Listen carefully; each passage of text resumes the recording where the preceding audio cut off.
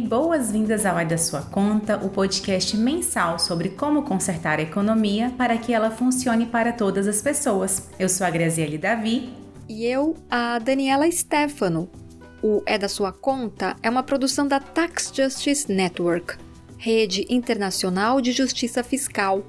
Você encontra a descrição completa e pode ouvir os episódios anteriores em www.edasuaconta.com e nos mais populares tocadores de áudio digital.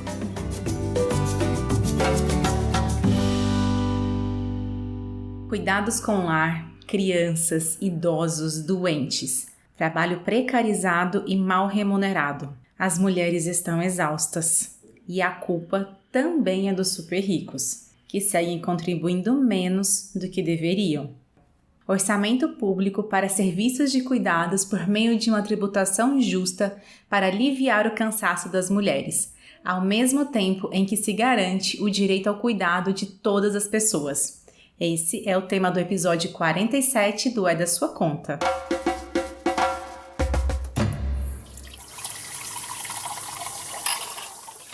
Oi, sou Terezinha Menezes, tenho 42 anos, moro em Teresina, no Piauí, sou educadora social. E minha rotina de cuidados com a casa e com a família, acho que se assemelha a de muitas outras mulheres. Meu companheiro contribui com as tarefas de casa, assim como meu filho também, apesar de ser uma divisão desigual, porque na verdade uma tarefa ou outra, um dia ou outro eles contribuem. No dia a dia, essa responsabilidade recai sobre mim. E para além disso, tem a carga mental, de pensar em consultas com o filho, as minhas próprias consultas, meus cuidados como mulher, me preocupar com a alimentação do meu esposo, que é diabético, e às vezes eu fico nesse papel de mãe, controlando o que ele come e o que não come.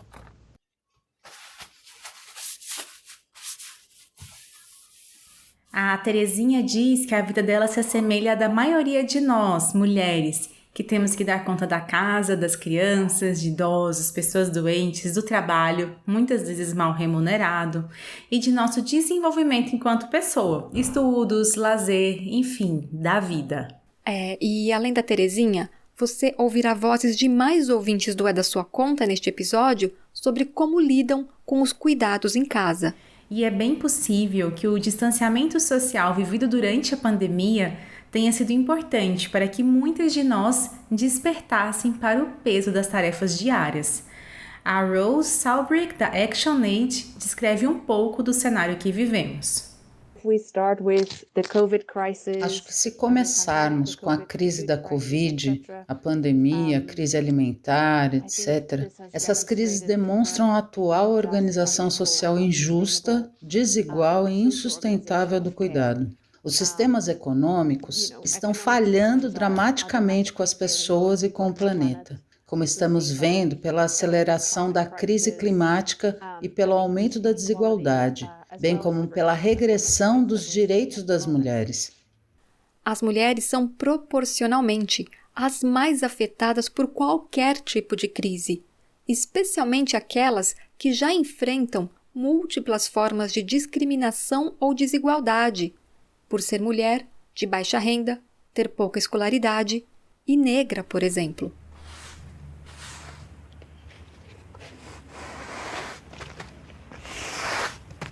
Olá, meu nome é Débora, eu sou dentista de formação, mas tive uma carreira no serviço público, no SUS, e me aposentei em 2017, aos 57 anos. Hoje eu sou consultora de amamentação como autônoma, mas além disso faço parte de um núcleo familiar onde existem ainda uma adolescente, filha minha, e uma mãe idosa com um quadro de demência que avança cada vez mais. As noites são especialmente difíceis porque não temos cuidadora para dar o suporte prático nesse horário e muito do meu trabalho é executado online e às vezes no horário noturno.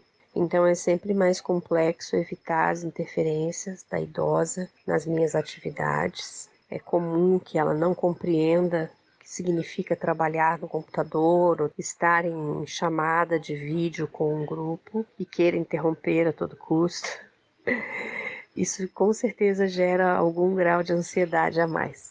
Algumas pessoas acham que cuidar de um idoso se compara a cuidar de uma criança, mas eu vejo de forma totalmente diferente. Quando eu tinha minha filha pequena, ela era uma criança que tinha demandas, mas suas perguntas, suas necessidades, seus choros, eles pareciam sempre estar ancorados em uma coisa que, se fosse resolvida, depois geraria um crescimento, uma evolução. Cuidar de um idoso com demência é muito diferente. A gente sabe que as coisas não vão melhorar, as perguntas repetitivas que acontecem às vezes de forma obsessiva durante um determinado dia, as respostas que a gente possa dar não levam a lugar algum, não fixa a memória, e ao contrário da criança, a gente não cuida sabendo que vai ver uma evolução para melhor, a gente cuida sabendo que o desfecho é outro. Cuidado e os sistemas de cuidado, sejam eles formais ou não, são componente central da vida em sociedade, né? Todos nós, mas aí principalmente mulheres e meninas, de uma forma ou de outra cuidamos dos nossos amigos, dos nossos familiares, das nossas comunidades. Essa é a Florência Lorenzo, pesquisadora da Tax Justice Network. Mas ainda, nas nossas sociedades, muitas pessoas não conseguem acessar políticas públicas que garantam o seu direito de serem cuidadas, o que é um elemento fundamental para garantir a dignidade de todo mundo, né? E, além disso, aqueles que trabalham em atividades de cuidado frequentemente não têm o seu trabalho formalizado ou reconhecido. É importante reconhecer que é com amor que cuidamos de uma criança, de uma pessoa idosa, de uma pessoa doente ou de qualquer outra pessoa que necessita de cuidados. A vida não pode ser monetizada. Entretanto, esse tipo de trabalho tem sido responsabilidade quase que exclusiva das mulheres. E é necessário mudar isso, dar visibilidade, reconhecer e redistribuir. Na esfera doméstica, o trabalho precisa ser compartilhado entre todas as pessoas que moram na casa. Mas um sistema de cuidados públicos, além de gerar mais igualdade de gênero, significa também muitos empregos gerados e mais receitas fiscais. Assim, sendo um trabalho como parte de um sistema público de cuidados, deveria ser considerado também um investimento. De forma geral, a falta de um sistema de cuidados eficaz não é apenas um problema ético e moral, na medida em que ele limita a liberdade das mulheres nas sociedades, né? Mas ele também gera um sistema economicamente super ineficaz. Além disso, ao tornar esse sistema público, também é possível organizar institucionalmente os elementos da vida social, que muitas vezes são relegados ao ambiente doméstico. Meu nome é Michele Carvalho, eu tenho 37 anos e sou artesã. E daí, os meus dias são divididos entre as tarefas da casa, né, que é limpar, cozinhar, lavar, o trabalho aqui no ateliê e também o cuidado com o meu filho, ele tem 3 anos.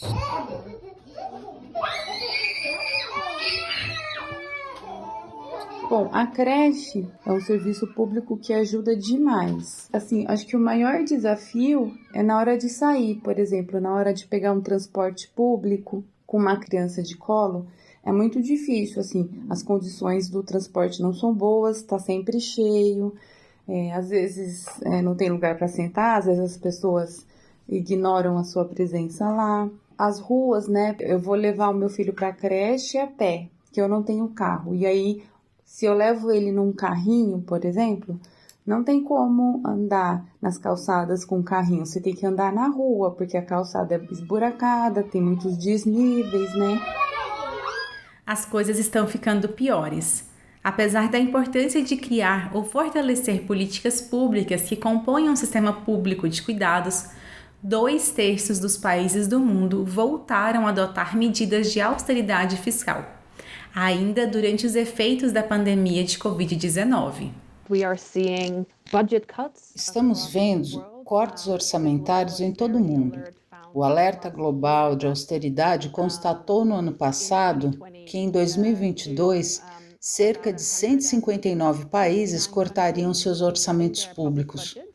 o que significa que 85% da população global vai viver sob condições de austeridade, ou seja, vai ter menos recursos disponíveis para serviços públicos de cuidados. E também significa que os serviços existentes estão sendo privatizados ou reduzidos, o que é muito preocupante que isso ocorra durante uma pandemia global. O sistema inteiro depende das mulheres cuidando de todos. Sem elas, toda a economia entra em colapso. E, sem saber, as mulheres são as amortecedoras dos impactos da austeridade fiscal. Isso está demonstrado em um estudo divulgado em 2022 pela ActionAid e Internacional de Serviços Públicos, ou seja, são as mulheres que assumem os cuidados onde faltam serviços públicos, mas não são remuneradas por isso. Isso ocorre, em parte, porque o trabalho de cuidado não remunerado não é contabilizado no PIB, é contabilizado como custo no orçamento público. Então, essa é uma contribuição muito escondida e invisibilizada para nossas sociedades, e é realmente problemático que não seja incluso no PIB. Nós, mulheres, estamos exaustas e precisamos de sistemas públicos de cuidados para aliviar essa sobrecarga. Esses sistemas precisam ser urgentemente fortalecidos, com pessoal, infraestrutura, recursos financeiros, de modo que ofereçam serviços, salários e condições de trabalho adequados. Até porque atualmente são as mulheres a maioria das trabalhadoras desse sistema. E as mulheres também trabalham em serviços públicos vitais, como saúde e educação, pelo qual continuam trabalhando extremamente mal remuneradas, em condições precárias e com contratos inseguros. Isso é tanto um sinal de reforço da desigualdade de gênero, como das normas de gênero. Isso também é chamado de divisão sexual do trabalho, no qual as mulheres fornecem o maior subsídio para a nossa economia e sociedades através de seu trabalho de cuidado desproporcionalmente não remunerado. Para mudar esse cenário, é fundamental ter sistemas públicos que reconheçam o valor social e econômico do trabalho de cuidado e do direito humano a ser cuidado. Os sistemas de cuidados públicos são realmente importantes e precisamos redistribuir o trabalho de cuidado dentro das famílias, entre todos os trabalhadores e realmente eliminar essa divisão sexual do trabalho, bem como entre a família e o Estado. E, finalmente, também é importante resgatar a natureza pública do serviço de atendimento e restaurar o dever e a responsabilidade primária do Estado na prestação desses serviços.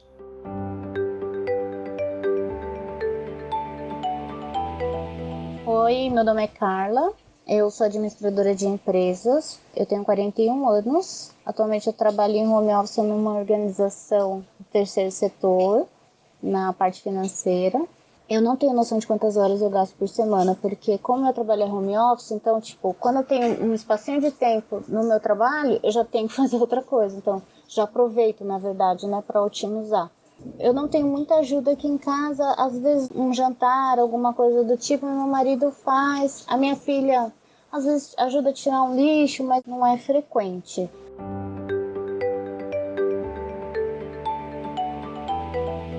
O que me vem na cabeça assim de serviço público que eu pudesse contar seria isso. Alguma coisa educativa, sabe? Para envolver toda a família, principalmente os homens, porque a gente é de uma criação muito machista, muito preconceituosa, então que a gente sabe que a educação e os exemplos movem muito mais. Então, se o governo pudesse disponibilizar algum tipo de serviço educacional para que fosse mostrado que essas atividades todos temos que fazer, não só um gênero específico que tem que fazer isso, seria muito bom.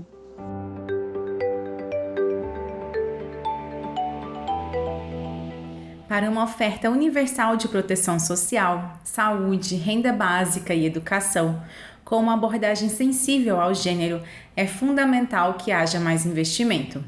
Esses serviços públicos e direitos são realmente essenciais para a redistribuição dos trabalhos de cuidados não remunerados, bem como para transformar esses serviços em atividades feitas por pessoas, indiferente do gênero.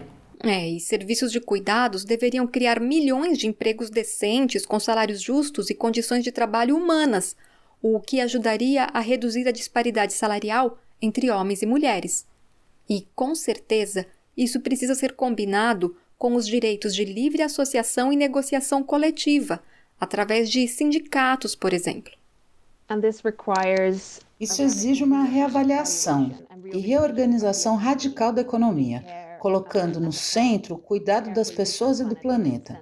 E isso também significaria uma redistribuição equitativa de poder e recursos dentro e entre os países, de forma a permitir o cumprimento dos direitos das mulheres, igualdade de gênero e uma transição justa. O que é realmente necessário é um financiamento adequado para a saúde pública universal de qualidade e cuidados através de impostos progressivos.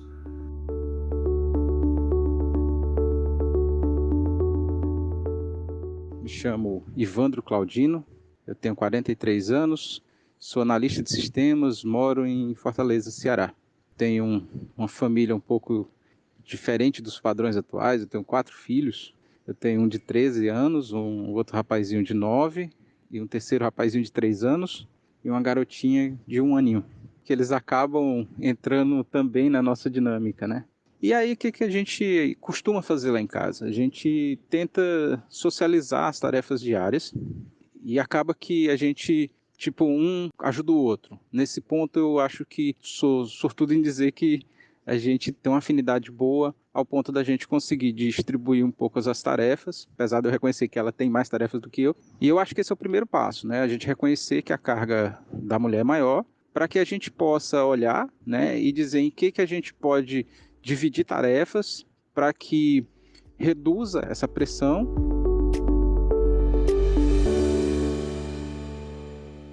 Muita coisa poderia mudar em casa se mais homens e mais meninos também colaborassem com os afazeres domésticos e cuidados com as crianças, pessoas doentes e idosos na família. Mas ainda assim, sempre haverá a necessidade de um sistema público de cuidados ou mesmo uma remuneração como parte deste sistema para quem está em casa trabalhando pelo bem-estar de outras pessoas. E para isso, é preciso de dinheiro. Florência, como a justiça fiscal pode ajudar a mudar esse cenário de exploração das mulheres nas atividades de cuidados? De partir dos impostos são importantes para gerar receitas e financiar uma transição para um sistema que formalize e torne público o cuidado. Os recursos para financiar essa transição podem ser levantados a partir de políticas de justiça fiscal. Por exemplo, nós calculamos na Tax Justice Network que todos os anos se perdem quase $500 bilhão para abusos fiscais. E a gente está falando de abuso de grandes multinacionais e de indivíduos muito ricos. Esses são recursos que poderiam ajudar a financiar essa transição. Educação, transporte, saúde, creches, aposentadorias, pensões e até calçadas melhores pavimentadas, áreas de lazer como praças públicas. Para que os estados cumpram com o dever de prover serviços públicos de cuidados sem disparidade de gênero, a tributação progressiva é central para arrecadar os recursos necessários, defende a Rose. Realmente, a tributação é o recurso mais sustentável para fazer isso. E a natureza progressiva da tributação significa que quem tem mais condições de pagar deve pagar sua justa parte, e quem tem menos recursos contribui como pode. Acontece que super ricos não estão contribuindo com a justa parte de impostos e o pior, estão acumulando riquezas cada vez maiores. Em 2022, apenas 10 bilionários possuíam juntos mais riqueza do que 200 milhões de mulheres africanas. No Brasil, os 3.390 indivíduos mais ricos, maioria deles homens, detêm 16% de toda a riqueza do país. Isso significa que este ínfimo 0,0016% da população tem riqueza equivalente ao que mais de 85% de brasileiros têm para viver, de acordo com o estudo A Lei do Mais Rico, da Oxfam. A Áurea Mouzinho, da Aliança Global por Justiça Fiscal, lembra que as desigualdades iniciaram há muitos séculos atrás. Se nós traçarmos uma linha assim contínua, desde as explorações, as conquistas, a colonização, a escravatura, nós vemos que são processos de extração de força de trabalho de países periféricos, de populações periféricas, que estão na base da produção de riqueza para grandes magnatas do capitalismo. Isso não deixa de ser verdade hoje. As mulheres na África, na América Latina e no Caribe, também em conjunção com a Ásia, continuam a ser os grandes polos de extração de recursos, de força de trabalho, a nível global, através do seu trabalho reprodutivo e através também do seu trabalho produtivo, né? E tudo está conectado. A exploração de recursos e acumulação de riquezas por grandes corporações sediadas nos países do norte, por exemplo, segue gerando pobreza nos países do sul. Nós vivemos num mundo onde o processo de desenvolvimento capitalista é junto e combinado. E isso é importante realçar porque geralmente há várias teorias sobre o desenvolvimento do capitalismo que tendem a olhar para os processos de maneira separada, como se houvesse um mundo para os países ricos e as pessoas ricas e um outro mundo para as pessoas pobres e os países pobres. E no caso das mulheres, além de terem suas forças de trabalho exploradas, na maioria das vezes de maneira mal remunerada fora de casa, as atividades domésticas e de cuidado de filhos e familiares é também uma maneira de manter esse sistema de exploração funcionando. Este trabalho, também chamado de reprodutivo, que permite que as crianças cheguem à escola, os adultos ao trabalho, ou seja, ainda que sejam cuidados essenciais para manter a família viva, com saúde e disposição, o trabalho doméstico produz gratuitamente uma mercadoria essencial para o capitalismo, as pessoas que vão trabalhar para ele.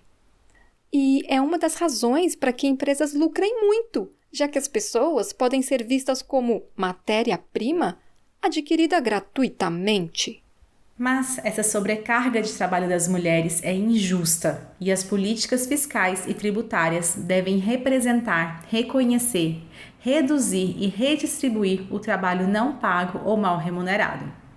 Sim, os 4 R's da Justiça Tributária podem ser aplicados aos cuidados: redistribuição, receita, reprecificação e representação, como a Rose da ActionAid detalha. Os governos precisam reduzir a carga tributária injusta das mulheres e adotar uma tributação progressiva, redistributiva e igualitária de gênero. Isso inclui novas formas de tributação sobre o capital e a riqueza. E depender menos de impostos sobre o consumo também é importante. Os impostos sobre o consumo afetam desproporcionalmente as famílias de baixa renda, e as mulheres são a maior porcentagem nestas famílias em todo o mundo. Também precisamos pedir aos governos que eliminem o preconceito e a discriminação de gênero nas políticas fiscais para garantir que as receitas fiscais sejam arrecadadas e gastas de maneira a promover a igualdade de gênero. E no R da representação, uma das demandas do movimento de mulheres na tributação é direcionada aos governos, para que as regras dos impostos sejam desenhadas de maneira que diminuam a sobrecarga financeira para as mulheres, como explica a Áurea Mouzinho. Há muitos códigos fiscais que não consideram as linhas de pobreza quando definem as fasquias para quem começa a pagar imposto. Nós sabemos que em todo o mundo a pobreza é altamente feminizada. Então, se temos códigos tributários que consideram, por exemplo, a fasquia mais baixa para quem começa a pagar imposto sobre o rendimento, não tem em consideração quem é pobre, isso é uma forma de acentuar as desigualdades de gênero. Ou seja, existe uma faixa de renda que deveria ser considerada como mínima para viver com dignidade, cujos rendimentos não deveriam ser tributados. E isso é fundamental para as mulheres, que são as mais pobres nas sociedades. Além disso, são as mulheres que pagam proporcionalmente mais impostos sobre o consumo, como o IVA, na maioria dos países, ou o ICMS no Brasil. Os impostos de consumo são geralmente regressivos, mas dentro das famílias são as mulheres que geralmente arcam com as principais despesas de manutenção da casa, por exemplo, comprar comida, comprar coisas que sustêm a família no dia a dia. Então, isso são despesas sobre as quais incide o imposto de valor acrescentado com maior gravidade. Então, é por isso que é preciso entender num nível mais profundo como é que as diferentes políticas, como é que os diferentes sistemas e capacidades das autoridades tributárias vão afetar essas dinâmicas de género já existentes na sociedade. E o pior é que, além de pagarem proporcionalmente mais impostos, muitas vezes os recursos arrecadados não voltam para a sociedade em formas de políticas públicas que diminuam a sobrecarga nos ombros das mulheres. Para nós, a campanha Make Taxes Work for Women, ou que os impostos funcionem para as mulheres, significa principalmente demandar que os impostos sejam utilizados para o financiamento de serviços públicos de qualidade, que são a principal forma de reduzir a carga do trabalho de cuidado que as mulheres realizam. Os governos têm o dever de eliminar o preconceito e a discriminação de gênero nas políticas tributárias, para garantir que as receitas fiscais sejam arrecadadas e gastas de maneira a promover a igualdade de gênero. Em parceria com diversas organizações que lutam por justiça fiscal, a Aliança Global para a Justiça Tributária promoveu em março de 2023 uma Jornada Mundial pelos Direitos das Mulheres. O tema destes dias de debate foi a taxação de super-ricos e suas riquezas. E, embora houvesse até movimentos de milionários pedindo para contribuírem com mais impostos, isso ainda não aconteceu. Áurea, o que precisa ser feito para que super ricos passem a colaborar com mais e, consequentemente, diminua essa desigualdade de gênero? Politicamente, nós estamos num momento em que os ricos não são só ricos, mas são também poderosos e podem controlar os interesses políticos para que fique mais difícil que eles sejam tributados. Então já estamos num momento de mais aceitação, ou o campo da aceitação é mais amplo, mas existe muita resistência a nível político para que isso aconteça, porque inevitavelmente são os grandes ricos que controlam também muitos dos processos políticos a nível internacional. Nos últimos 150 anos, os países da OCDE ditaram as regras da tributação internacional, que, em geral, seguiram beneficiando as grandes empresas que estão no norte global e prejudicando as populações dos países do sul global. Mas, desde o fim de 2022, os movimentos de justiça fiscal comemoram que a ONU aprovou uma resolução para fazer um relatório tributário e que isso pode levar a uma convenção tributária e a um organismo multilateral tributário, o que é um primeiro passo muito importante para que todos os países do sul global, na verdade todos os países, passem a discutir e decidir sobre a tributação internacional. Isso significa que o trabalho está apenas começando. E os países da OCDE avançam muito a ideia de que ainda é possível fazer algumas coisas através da OCDE, e com isso nós devemos entender que os países da OCDE também representam os interesses das grandes corporações que são sediadas em muitos desses países. Por exemplo, quando esses países propõem uma tributação mínima global de 15%, que é para ir entre 10 a 15 pontos de percentagem abaixo da média daquilo que é a taxa média, não é, de tributação corporativa dos países africanos, por exemplo, nós vemos que os interesses que estão a ser protegidos são os interesses das grandes corporações. E o que é preciso fazer para avançar na luta política por uma tributação mais justa? É necessário criar colisões com organizações, com movimentos que estão a demandar não só nas plenárias de grandes conferências, mas também nas ruas, e plantear essas questões como questões de democracia, como questões de justiça e como questões de direito. E se você também acredita que é importante tirar essa sobrecarga dos ombros das mulheres através da transferência de dinheiro dos super ricos para impostos justos, com o objetivo de realizar políticas públicas como saúde, saneamento, transporte, a Áurea tem um convite para você. Então, o meu convite é para que as pessoas questionem e não aceitem as políticas tributárias ou qualquer política econômica de mão beijada, como se fossem maná dos céus. Eu acho que já há uma grande discussão sobre a maioria destas coisas, e que não se intimidem com as questões da tributação. A pessoa não precisa ser um técnico de tributação para ser uma defensora da justiça tributária. A justiça tributária é sobre como os recursos públicos são arrecadados e como é que eles são distribuídos. E eu acho que sobre isso basta ser cidadão e basta ser cidadã.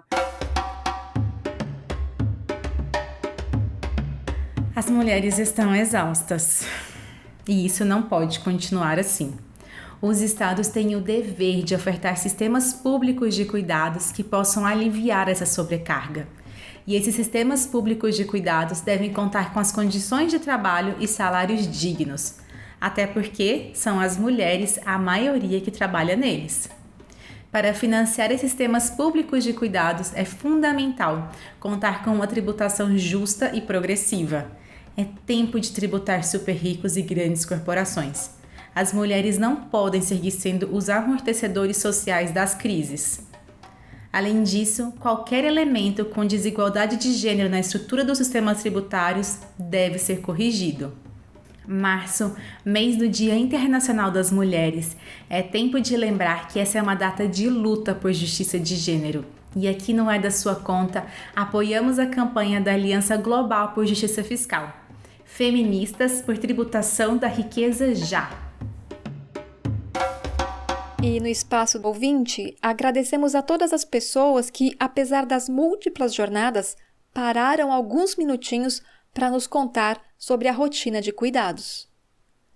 E se você quiser fazer parte da nossa lista de distribuição e colaborar com os próximos episódios desta forma, envie seu nome e número de WhatsApp para info@edasuaconta.com que a gente te cadastra.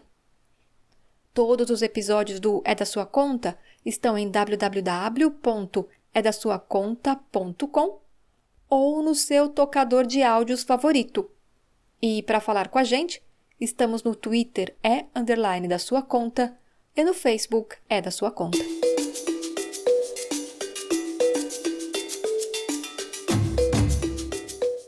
O É da Sua Conta é coordenado por Naomi Fuller. A dublagem é de Cecília Figueiredo e a produção é de Daniela Stefano e minha, Graziele Davi. Um abraço e até o próximo! Até o próximo e, se você é homem, pensa nas mulheres ao seu redor, colabora com os afazeres domésticos e os cuidados e lute com elas por justiça fiscal.